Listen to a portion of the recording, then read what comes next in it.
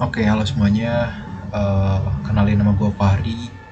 Dan buat yang belum tahu, di video ini gue bakal ngasih cerita horor yang gue temuin di Wattpad.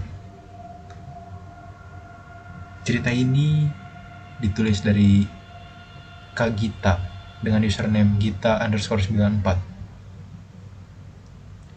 Ceritanya ini tuh adalah horor pendakian, teman-teman. Buat yang mau tahu ceritanya, simak baik-baik.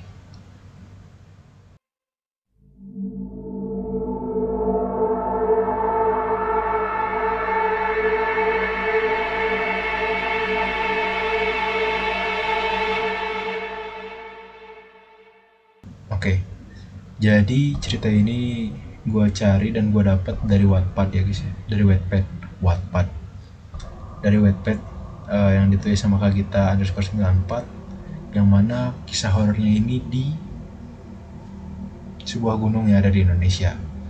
Oke, jadi kita bakal bacain teman-teman. Oke, jadi beberapa tahun yang lalu, saat masih banyak waktu luang yang bisa dipastikan saat menjelang satu suro, si Kak Gita ini selalu menghabiskan malam di puncak Lawu. Kalaupun boleh berbangga diri katanya, dia udah menjejakkan kakinya 8 kali di sana. Pertimbangannya, selain karena hal yang sifatnya pribadi, tentu pada malam satu suro bisa dipastikan juga kalau misalnya puncak Gunung Lawu ini sangat ramai.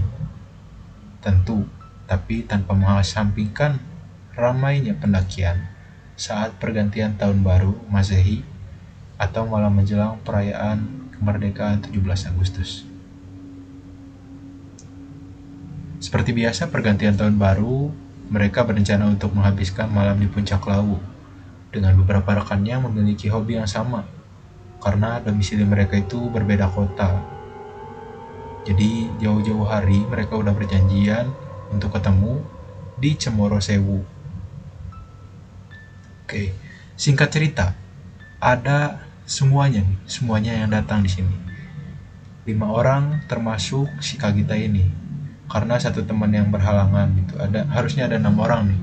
Harusnya ada 6 orang, tapi satu orang berhalangan, jadi mereka itu berlima aja. Meskipun ganjil, mereka tuh tetap maksain buat muncak di Gunung Sewu.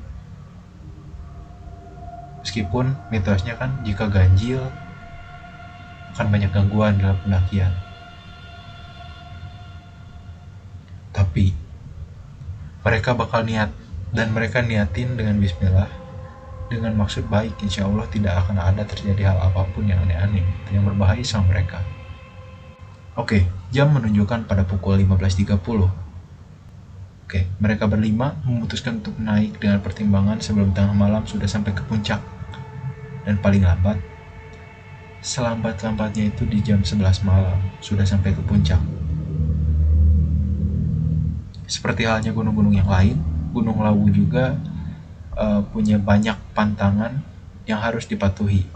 Dan saking banyaknya, hingga banyak pendaki pemula yang urung untuk naik, yang gak jadi buat naik karena grogi, takut dari mitos-mitos yang ada di Gunung Lawu yang ketinggiannya 3.265 kaki. Bukan kaki, MDPL maksudnya. Oke, jadi demikian. Meskipun demikian itu ya, banyak pendaki yang berpendapat jika Gunung Lawu ini adalah salah satu gunung yang paling indah meskipun terbalut oleh kemistisannya.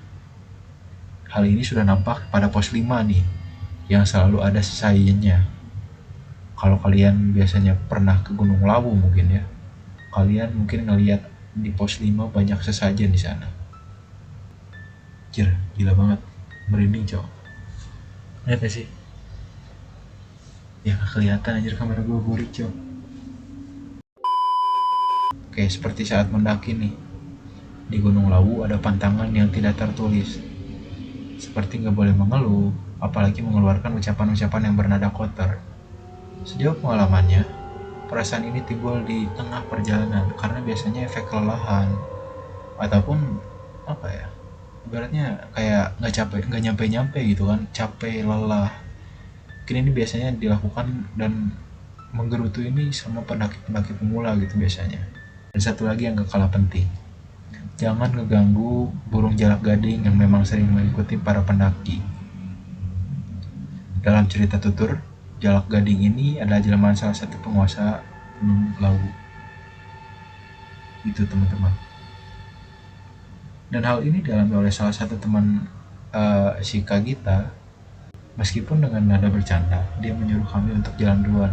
Dengan entengnya mengatakan Lawu ini seperti rumah baginya. Hal ini sangat dimaklumi di antara kami, dan memang dia yang lebih sering naik Gunung Lawu dibandingkan mereka gitu. Oke, begitu sampai di pos 1, kelima orang ini beristirahat nih. Udah beristirahat dan menjelang maghrib, dan mereka disambut oleh burung jalak gading yang bertengger di ranting. Gak jauh dari pos 1 tempat mereka beristirahat. Mereka ngelihat ada jalak gading, Kagita menyapanya nih. Dan memang begitulah adabnya saat bertemu jalak gading ini saat mendaki Lawu. Karena ada sedikit keanehan di sini. Biasanya dengan dipancing sama makanan, burung jalak gading itu biasanya mau memakannya. Tapi ini enggak. Kali ini cuma ngeliatin aja dengan sorot mata yang tajam dan gak mau.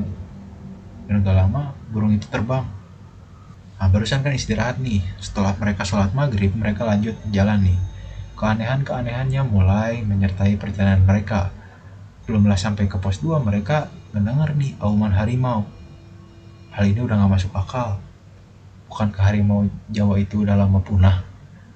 Dan kami hanya saling pandang dan mengucap, katanya tuh, salam atas kehadiran suara yang tak lazim itu. Maksudnya uluk salam yang dimaksud ini adalah salah satu kebiasaan yang dituturkan oleh orang tua zaman dulu nih katanya. Kalau misalnya mereka mendapati sesuatu di luar kelaziman atau di luar hal wajar gitu, sebagai bentuk permisi, numpang lewat, dan maksud yang baik dalam tujuan pendakian mereka gitu. Tak beberapa lama gitu, setelah mereka mendengar auman harimau tersebut, tiba-tiba hujan datang dengan lebat. Mereka diguyur sama hujan deras banget. Dan mereka tuh untungnya udah mempersiapkan jas hujan gitu ya, jas hujan yang udah mereka beli di toko souvenir. Dengan sedikit tertatih-tatih karena licin gitu ya jalannya, pasti treknya juga menanjak juga. Gak berapa lama gitu mereka udah sampai di pos 2. Dan mereka lanjut istirahat lagi karena sepertinya hujan gak akan reda gitu. Ada satu hal yang menarik di pos 2 ini. Yang menarik di sini adalah hal yang berbau misteri katanya. Di pos 2 ini pernah ada satu kejadian pendaki cewek yang meninggal saat bermalam di sini. Disinyalir cewek ini meninggal karena menghirup belerang katanya. Oke, setelah mereka berunding nih, akhirnya mereka ini memutuskan untuk melanjutkan posisi pendakian gitu, tanpa harus menunggu hujan reda. Dan dari pos 2 menuju ke pos 3 itu aman sebenarnya. Nggak terjadi hal-hal yang aneh, nggak kejadian hal-hal yang di luar nalar lah. Yang ada mereka kecapean karena trek pendakiannya mulai curam. Dan disitulah mereka itu sesekali ngedumel, walaupun masih dalam tahap kewajaran, tapi tanpa singgah dari pos 3 gitu. Ya mereka ngedumel nih, walaupun masih dalam batas wajar katanya tuh. Lalu singkat cerita, tanpa singgah dan tanpa istirahat di pos 3, mereka lanjut nih ke pos 4.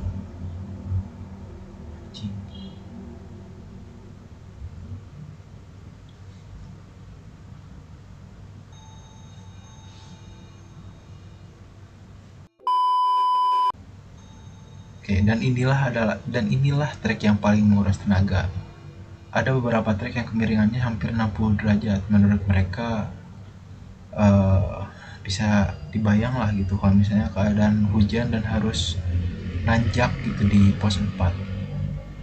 Hingga keluarlah ujaran spontan dari salah satu teman mereka nih, asem, aduh tenan, awak pegal kape cok.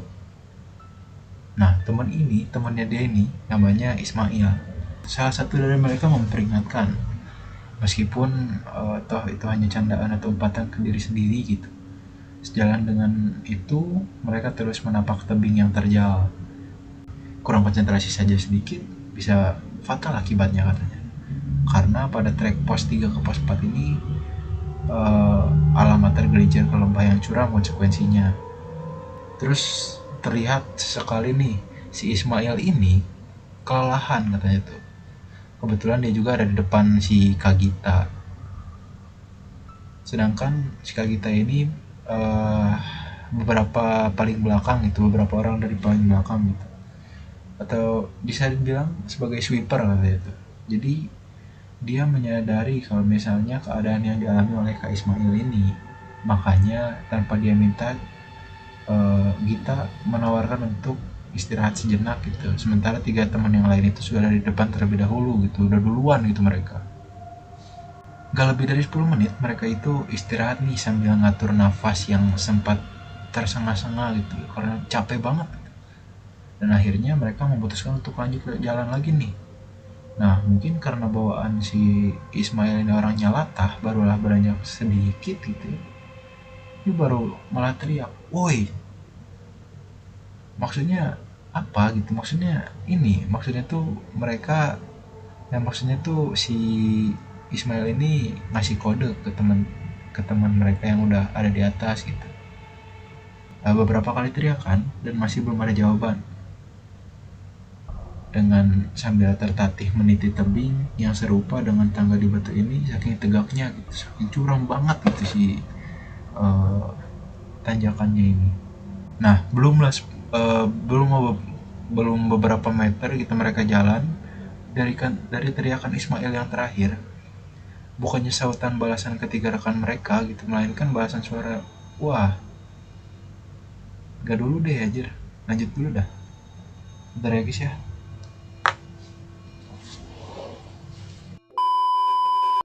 Lanjut ya. Udah siang soalnya. Oke. Belumlah berpuluh meter mereka berjalan dari teriakan Ismail yang terakhir nih. Bukannya sautan balasan dari ketiga rekan mereka yang ada di belakang, yang ada di depan, melainkan ada suara balasan nih. Suaranya suara cekikikan dari 2 perempuan. Loh, kayak gitu dong. Dan mendapati hal tersebut tanpa komando gitu, mereka ini langsung berhenti dan saling pandang gitu, saling tatap-tatapan. Seakan-akan mereka tuh sama dan yakin, itu sama-sama meyakinkan itu apakah mereka berdua ini mendengar hal yang sama atau enggak. Dan di atas suara itu mereka kembali berulang, yang sepertinya seorang gadis dan seorangnya lagi yang masih kecil. Ismail bilang kayak gitu saya menatap Gita, dan Gita cuma ngangguk sambil ngasih kode aja, kode jari yang merujuk maksud 2 orang ini itu bisa jadi kuntilanak atau serupa atau sejenisnya lah. Tapi dia tuh berkata di dalam hati, jadi nggak nggak diucapkan gitu, jadi cuma ngasih tanda jempol. Nah, sambil terus mendaki, sampailah mereka pada dataran yang agak landai nih. Lumayan banyak ilangnya kiri kanannya dan sedikit lega karena tanjakannya yang menguras tenaga itu sudah beres, itu sudah terlampaui. Dan kebetulan yang memegang senter ini tuh si Kagita, dan memastikan bahwa keberadaan suara perempuan yang sempat didengar sama mereka ini barusan. Nah, mereka yakin nih kalau misalnya ngedengar suaranya, dan dari tempat inilah kemungkinan sumbernya. Ternyata gak mungkin. Mereka tuh gak dapet dan gak nemu apa-apa gitu, gak ngeliat apa-apa di sekeliling mereka. Yang mereka lihat cuman jurang di sisi kiri dan ilalang yang basah di sisi kanannya. Setelah memastikan tidak ada siapapun selain mereka berdua, dan rupa-rupanya rasa jengkel Ismail pun menular ke si Kagita ini. Dia pun bergumam, dan dia juga ngedumel di atas kejadian tersebut. Dan belumlah ngedumel, Sampai pada ujungnya lagi-lagi mereka dikejutkan sama suara cekikikan yang persis sama kayak yang pertama. Namun kali ini nih sumbernya pada suara dari jurang, nih sumber suaranya dari jurang. Sambil terus mereka jalan, mereka hanya bilang, pada suara tersebut itu. Ya sambil jalan gitu kan, mereka sambil ngedengerin aja lah, sambil ngebalas lah ibaratnya. Kalau misalnya bahasa Sunda itu nembalan nih. Ketawalah sampai puas, maaf kali ini kami sibuk. Cari teman ketawa yang lain aja, siapa tahu ada. Ya, meskipun nembalan ini bisa jadi mereka gak mendengar, tapi setidaknya cukup memuaskan mereka gitu. Cukup memuaskan si dua orang tersebut itu atas gangguan-gangguan yang mereka dapatin gitu. Sambil terus jalani menuju ke pos 4 yang memungkinkan kira-kira waktu tempuhnya itu 40 menit nih dari tempat mereka istirahat. Dan mereka mendengar suara cekikikan sampailah mereka di pos 4. Terlihat banyak orang yang dan tenda-tenda pendaki lain. Dan mereka belum nemuin 3 orang teman-teman mereka nih di pos di depan ini. Dan mereka mikirnya kemungkinan mereka langsung ke pos 5 deh. Dan mereka berdua ini istirahat sambil menghisap rokok, mengusir gigil malam nih. Jadi kan malam-malam dingin banget gitu ya, jadi mereka istirahat dulu sambil merokok. Karena di sini situasinya sedikit landai, hujan pun udah reda nih. Perjalanan ke pos 5 ini memungkinkan untuk tidak akan menguras tenaga banget. Jadi mereka berdua lanjut berjalan menuju ke pos 5. Namun sejauh ini mereka nggak nemuin hal-hal ganjil lagi gitu, selain adanya beberapa batu di sepanjang perjalanan yang banyak sesajen.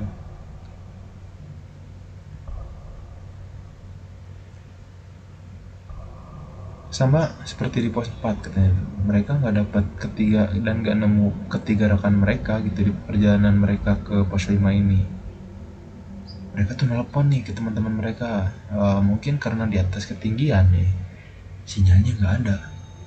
Mereka berdua nelpon terus teman-teman mereka yang bertiga ini, jangan tanya pakai HT.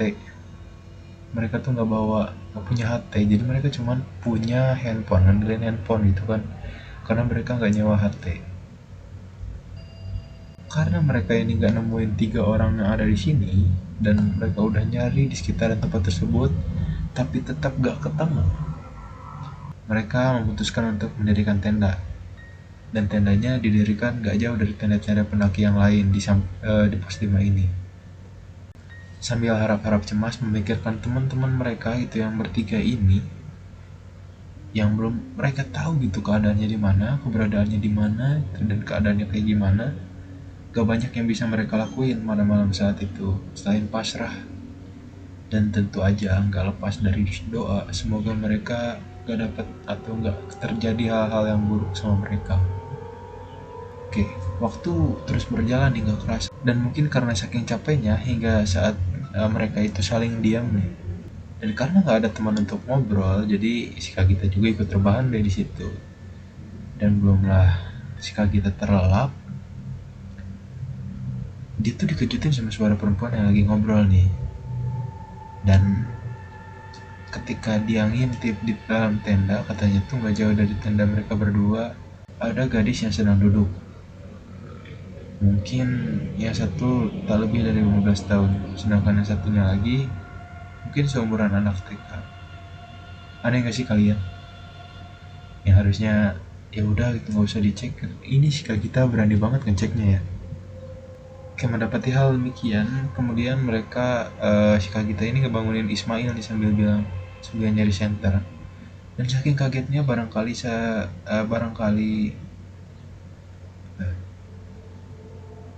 mendapati hal yang kayak gitu, kemudian si Kagita ini ngebangunin Ismail nih sambil nyari senter. Dan saking kagetnya, Ismail malah nyeracau tak tentu arah gitu, asal ngomong. Nyawanya emang bener-bener belum genap gitu. Kalau misalnya orang Jawa bilang tuh nyawanya belum kekumpul gitu, nyawanya belum genap. Setelah sadar sepenuhnya, dia dikasih tahu nih tentang keberadaan dua gadis yang duduk di depan tendanya. Sayangnya, saat mereka cari keberadaan dua gadis tersebut udah ngilang, nggak ada lagi di situ. Dan mereka memastikan bahwasannya kedua gadis tersebut adalah makhluk tak kasat mata, katanya itu emang, atau lelembut. Jarum jam udah nunjuk jam 1 lewat. Keberangkatan keberadaan tiga rekan mereka ini sampai detik saat itu memang belum jelas keberadaannya. Sedikit berasumsi hal-hal buruk yang menimpa dan rencana-rencana esok yang harus mereka lakukan itu gak akan jadi gitu kalau misalnya hal buruk terjadi. Bersamaan dengan itu, syukur katanya itu, alhamdulillah ketiga rekan mereka ini sampai di pos 5. Terlihat banget wajah mereka tuh ketiga rekan ini nih ya, lelah banget, kelihatan banget dari raut mukanya. Sedikit saling menyalahkan di antara mereka gitu, di antara berlima orang ini. Dan mereka mengalami kejadian aneh yang bisa dikatakan bersamaan dengan si dua orang ini. Oke, singkat cerita mereka langsung mendirikan tenda tambahan dan sepakat untuk saling bercerita keesokan harinya nih. Malam yang penuh kejanggalan dan sangat melelahkan itu, mereka lewati untuk beristirahat. Mereka tidur tanpa melihat sunrise dari pagi harinya. Bangun tidur di pagi-pagi sambil menikmati sarapan mie rebus dan segelas kopi sasetan di warung di pos 5. Mereka saling bercerita nih tentang pos-pos di sana tuh. Di pos 5 mereka ceritanya. Ternyata ketiga rekan mereka itu hampir disesatkan oleh arahan orang tua yang duduk-duduk jauh dari pos 4 ketika mereka akan menuju ke pos 5.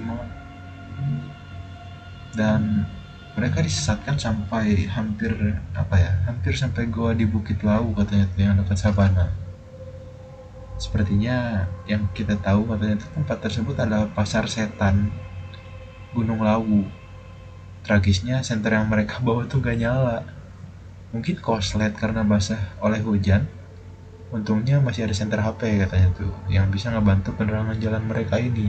Nah, beruntungnya ada bapak-bapak yang salah satu penjual atau pedagang di warung gitu yang ada di pos 5 yang pada saat itu tuh mau turun ke bawah. Mungkin bapak-bapak itu melihat mereka nih jalan yang salah gitu. Mereka bertiga ini tuh jalan ke jalan yang salah. Lalu mereka itu diteriakin sama si bapak-bapak ini. Syukurnya dan untungnya gitu, tiga orang ini tuh sadar gitu dan gitu kalau misalnya merespon teriakan si bapak-bapak ini. Dan setelah putar balik dan ketemu sama bapak-bapak yang meneriaki tersebut, mereka dikasih tahu kalau misalnya rute yang mereka tempuh ini tuh salah.